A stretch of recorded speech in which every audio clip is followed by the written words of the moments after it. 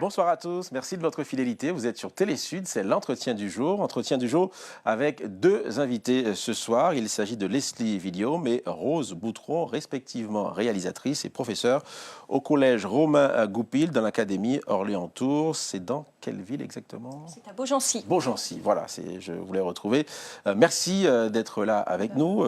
Et vous enseignez quelle matière? Je crois que c'est le français. J'enseigne le français. C'est parfait, voilà, c'est les profs que je préfère en tout cas. Ah. Merci d'être avec nous. Leslie, on vous a déjà reçu ici pour Graffiti Baladi, un film sur le graffiti dans la révolution égyptienne que vous avez réalisé avec Lisa Clemens. Et vous nous parlez de ce nouveau projet, ça s'appelle donc Bébé Africa, c'est bien ça? Oui. Avec des jeunes ambassadeurs UNESCO du collège Romain Goupil, donc qui se trouve Robert. C'est Romain ou Robert? Robert. C'est Robert, mais c'est moi qui me suis trompé. Donc je vais devoir me reprendre, dire Robert et pas Romain. Donc Beaugency, et ils sont partis à la rencontre de collégiens au Bénin. Comment est né ce projet? Alors en fait, le collège Robert Goupil est une école associée à l'UNESCO depuis 2009. Et dans ce cadre, j'avais lancé un petit club pour pouvoir intégrer les élèves à ce label d'établissement.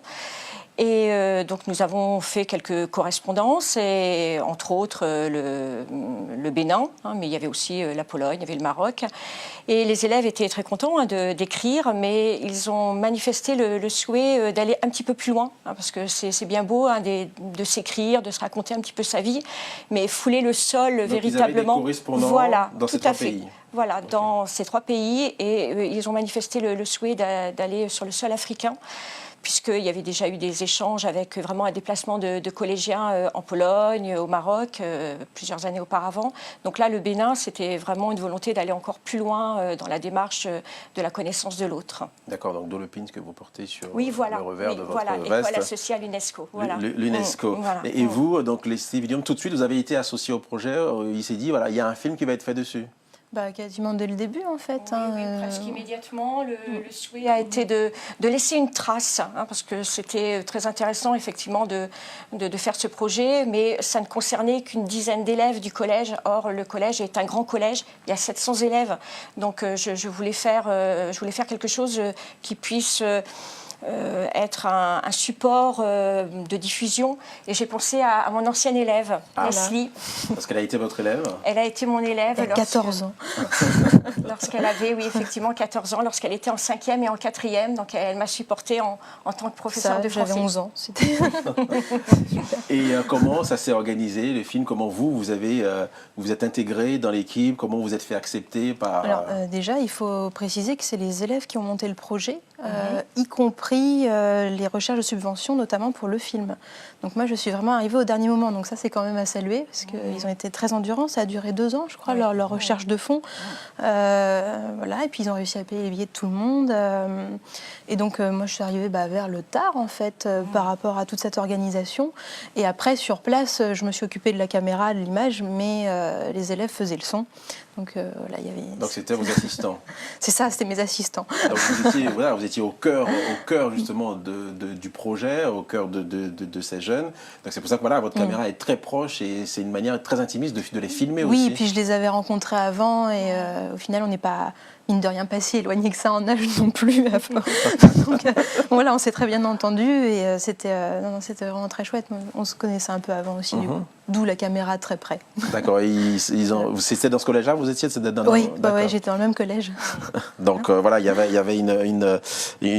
quelque chose de proche entre vous. Alors, Rose Boutron, qui sont les ambassadeurs UNESCO? Je ne sais pas comment on devient ambassadeur UNESCO, un collégien. Est-ce qu'il y a aussi des ambassadeurs UNESCO en Afrique parmi ces collégiens, ou bien c'est que au niveau européen? Alors, en fait, étant donné que le collège est une école associée à l'UNESCO, donc c'est un label qu'on remet à certains établissements lorsqu'on leur reconnaît une qualité d'enseignement, une qualité de projet tournée vers l'international, mais aussi tournée vers les droits de l'homme, l'éducation au patrimoine, l'éducation au développement durable, etc. Et donc, c'est un label qu'on remet à certains établissements sous la présentation d'un dossier. Et donc ce label, le collège Robert Goupil de Beaugency l'a obtenu en 2009. Mais très vite, je me suis rendu compte que les élèves n'avaient pas vraiment conscience qu'ils étaient dans une école associée à l'UNESCO, même s'ils participaient. Qu'est-ce que ça signifie concrètement pour eux? Pour eux, ça signifie qu'on va faire des projets en lien avec d'autres écoles qui peuvent être des écoles en France, mais aussi dans le monde entier. Voilà. Donc il y a des écoles associées à l'UNESCO dans le monde entier, effectivement. Donc vous, Leslie, voilà, vous arrivez, le film se fait. On a l'impression que lorsqu'on les filme et qu'on les voit, c'est carrément c'est un voyage initiatique pour eux. Ils découvrent quelque chose. Et quand vous recueillez leurs impressions après, comment vous avez eu l'idée de tourner comme ça? C'est de les tourner d'abord et trouver un moment pour les faire parler et pas sur place. Enfin, comment vous êtes débrouillé pour... Est-ce que c'était dès lors, mais ça s'est fait comme ça? Non, pour le coup, c'était prévu. Alors, c'est vrai qu'un documentaire, on ne peut pas forcément savoir ce qui va se passer. Il y avait quand même on va dire, un programme d'établi. On savait quelle ville on allait visiter, dans quel ordre. Après, moi, j'aime beaucoup voyager. Je sais qu'en général, quand je vais quelque part, j'en ressors transformée. Et je me suis dit que là, vu l'âge qu'ils avaient, donc entre 13 et 14 ans, c'était une bonne période parce qu'ils sont encore enfants, donc il y a une certaine naïveté. Puis en même temps, c'est le début de l'adolescence et donc ils réfléchissent différemment.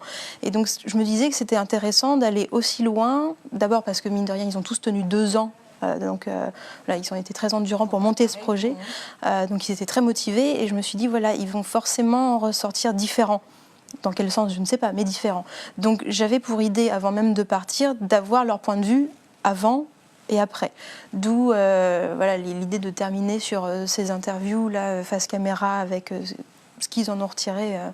Et c'est vrai qu'on voit en fait effectivement le changement et quelque part, oui, une prise de conscience. Ce voyage initiatique. Et oui, il y a une prise de conscience. Le voyage était intelligemment pensé aussi. Les étapes et les visites qui étaient faites, d'ailleurs, c'est grâce à Théo aussi, le guide qu'il y avait là-bas. C'était très fourni, quoi. Il y avait beaucoup de choses. Il y avait beaucoup d'informations, mais c'était... oui, organisé intelligemment en fait. Il y avait une sorte de vulgarisation du Bénin en fait qui s'est faite. Et donc il n'y a pas eu, voilà, il y a eu quelque chose de... Enfin, c'est pas très clair, mais il y a eu une sorte de transition qui s'est faite en douceur. D'accord, alors on va regarder justement un extrait de ce film, un moment où moi je trouve qu'il y a une belle rencontre entre ces élèves et puis les enfants béninois et d'autres personnes. On regarde ce premier extrait.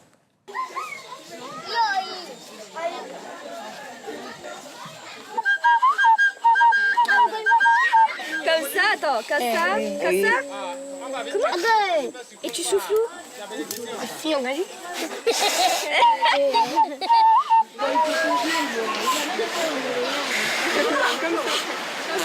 J'arrive pas.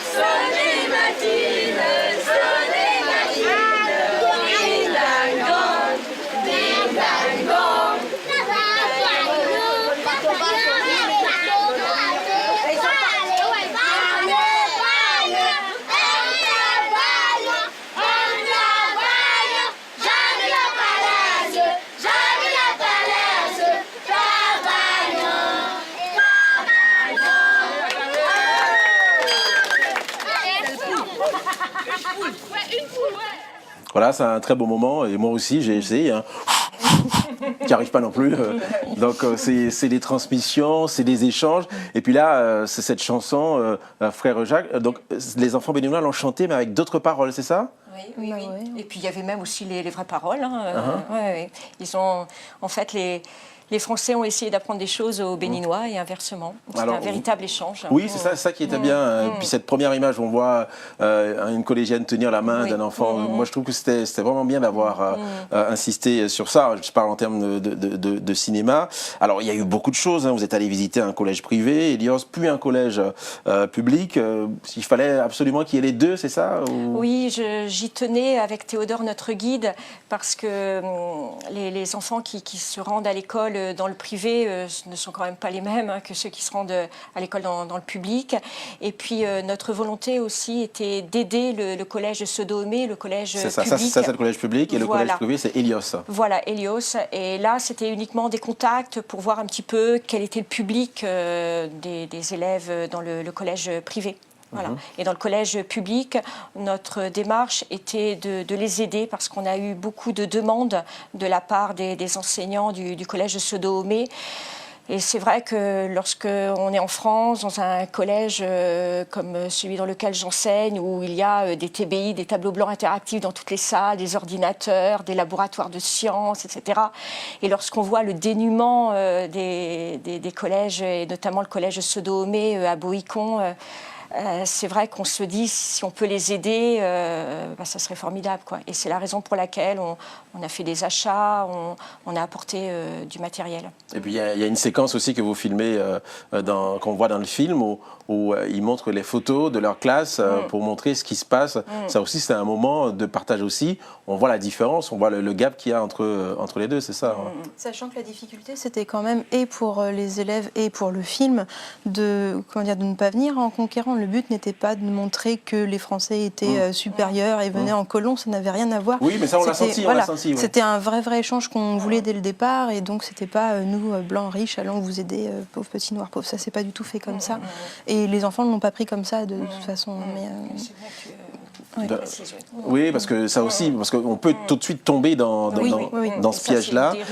Voilà, et là, on l'a pas senti, puisque c'était regardez, ouais, ça c'est beau, c'est pas mal. On sent quand même qu'il y avait de l'autre côté, se dire ils ont de la chance d'avoir ça, mais en même temps, on est rentré dans des classes où les élèves étaient très sages, ça écoutait, malgré ces difficultés, on sentait l'envie aussi. C'est ça que j'ai voulu montrer à mes élèves, c'est leur montrer que dans d'autres pays, ça ne se passe pas comme chez nous, quoi.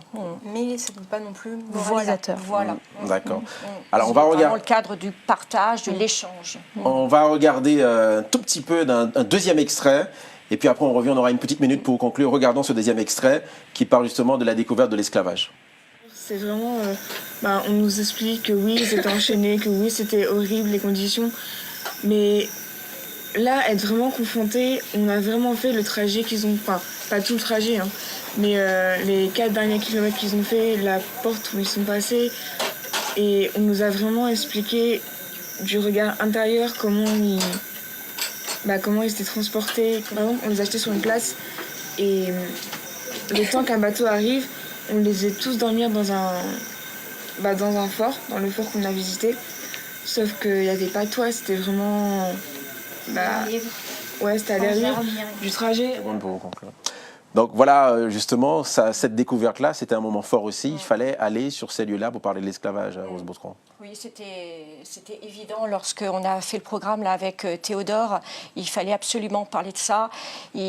En classe, il parle du commerce triangulaire, il parle de l'esclavage, etc. Mais aller sur le sol africain, voir, vraiment entendre ce qui s'est passé, ça a pris une dimension autre.